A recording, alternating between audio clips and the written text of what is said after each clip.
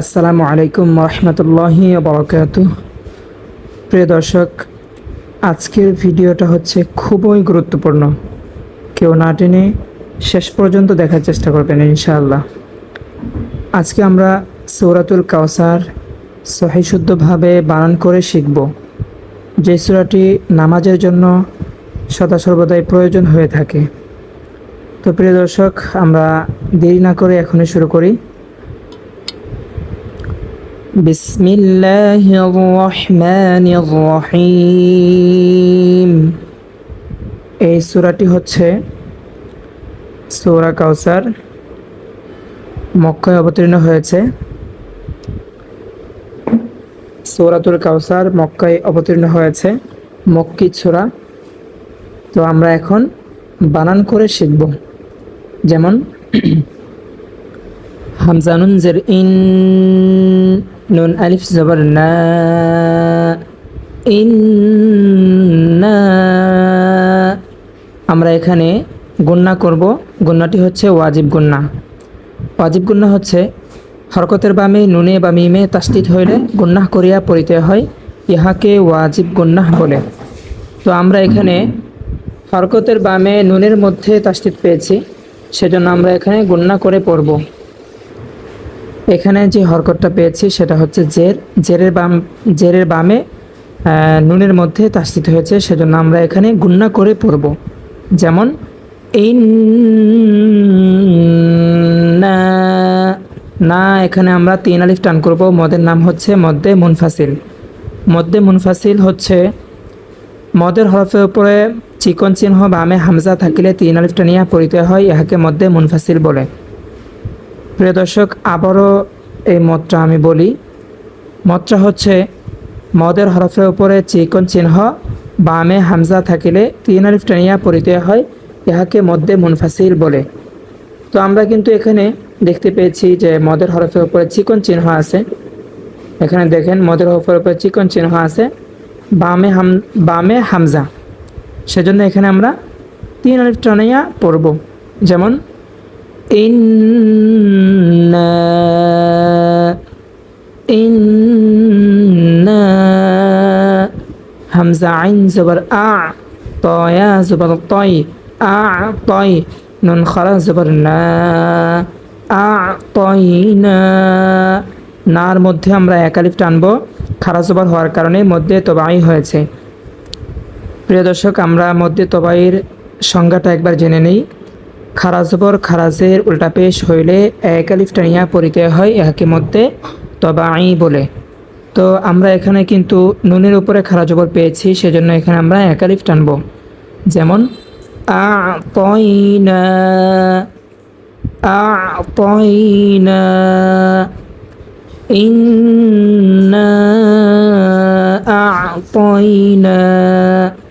Calf লাম জবর কাল, কাফ ওয়াও জবর কাউ, কাল কাউ। সা জবর সা, কাল কাউসা।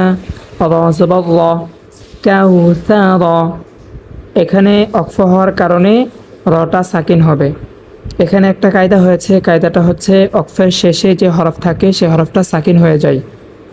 অক্ফের শেষের হরফটা সদা সর্বদাই সাকিন হয়ে যায়।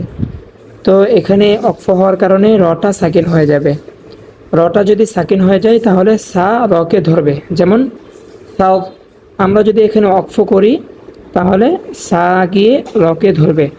যেমন সাও, কাউসার, কাউসার। ইন্না আ'তাইনাকাল কাউসার। আরেকবার আমি পড়ি।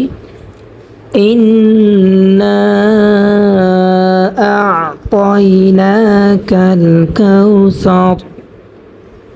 ফা জবর ফা, সদ লাম জবর সল, ফাসল। লাম জের লি, ফাসল্লি। এখানে কোনো টান করব না, এখানে সবগুলো হরকত হয়েছে, আমরা তাড়াতাড়ি পড়ব। যেমন ফাসল্লি, ফাসল্লি। লাম জের লি, রবা জবর রব, লি রব। বা জের বি, লি রব্বি। কাফ জবর কা, লি রব্বিকা, লি রব্বিকা।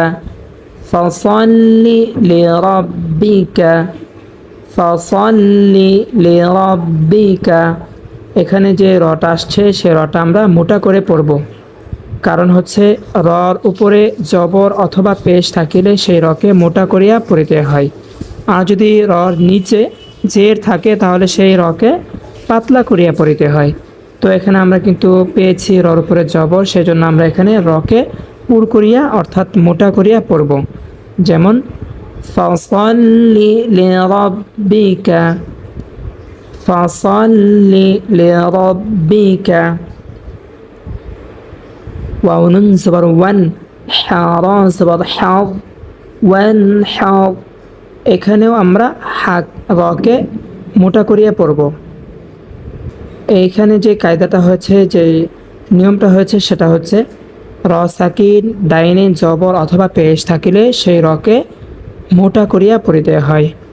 র সাকিন ডাইনে জবর অথবা পেশ থাকিলে সেই রকে মোটা করিয়া পড়িতে হয়, এবং র সাকিন ডাইনে জের থাকিলে সেই রকে পাতলা করিয়া পড়িতে হয়। তো এখানে আমরা কিন্তু র সাকিন ডাইনে জবর পেয়েছি, সেজন্য এখানে রর উচ্চারণকে আমরা মোটা করিয়া পড়ব। যেমন ওয়ান হাও, ওয়ান হাও। এখানে যে একটা কায়দা হয়েছে ওয়ান, এখানে আমরা কোনো গুণনা করব না। এখানে যে কায়দাটা হয়েছে সেটা হচ্ছে নুন সাকিনে ইজহার, নুন সাকিন অথবা তানবিনের বামে ইজহারের 6 হরফের যে কোনো হরফ আসিলে ওই নুন সাকিন অথবা তানবিনকে গুণনা ছাড়াই স্পষ্ট করিয়া পড়িতে হয়। ইজহারের 6 হরফ হচ্ছে হামজা, হা, আইন, হা, গইন, খ। এই 6টা হরফ থেকে যে কোনো একটা হরফ যদি নুন সাকিন অথবা তানবিনের বামে আসে তাহলে আমরা গুণনা ছাড়াই স্পষ্ট করিয়া পড়ব। তো আমরা কিন্তু এখানে পেয়েছি যে নুন সাকিনের বামে হা, হামজা, হা, আইন, হা, গইন, খ।